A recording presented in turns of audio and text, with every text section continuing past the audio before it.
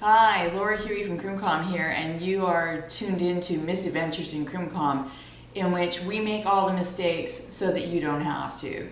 What mistakes am I talking about today?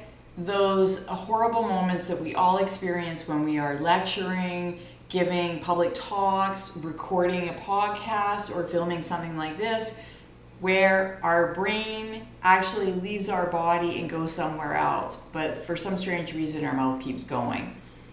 It happens to all of us. Those glitches where we stutter or we stumble, we forget our words, we misuse our words, we say something in the moment where we're like, oh, is that actually coming out of my mouth? I am an expert on all of those things, unfortunately, through experience.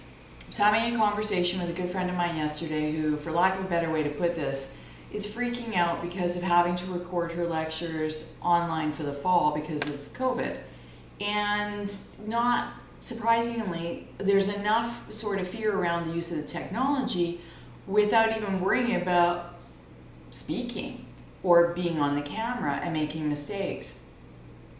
As I say, I have a wealth of experience in making mistakes, so hopefully you can benefit from some of it. This is the advice that I gave her. Own it. It happens to everyone.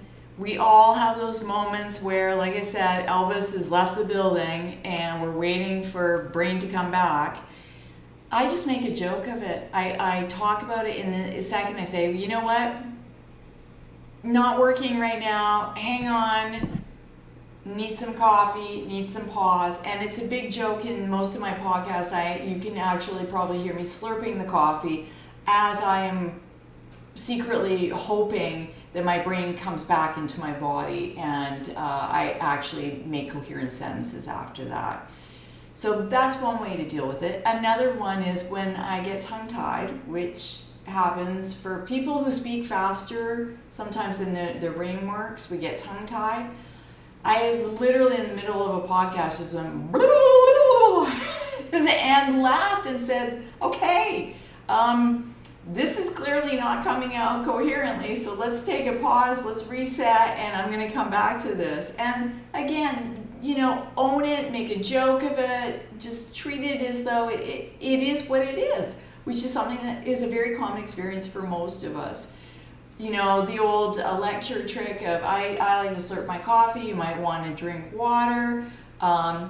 Yes, you can also rely on technical solutions, but I'm way too lazy for that. But you can actually edit podcasts. You can get edit software. I'm working on Wondershare Filmora 9, which has some editing software attached to it, so I can literally take out those frames that I'm concerned about. I could be really snazzy and have a nice screen back here and pretend that I'm like working in some glamorous office. I could probably do something about the fuzziness of my hair right now thanks to the humidity here in London, Ontario. And I can certainly edit out those frames where I make the glitches, the mistakes, the stuttering, the pausing, the stammering, and all the rest of it. Like I said, I'm too lazy. So my solution is just to roll with it and to have some fun with it and to remind people that we're all human, we all make mistakes, that it's okay, you will survive. And to my friend who is fearful of recording, I completely understand, but guess what? You will survive. So with that, cheers.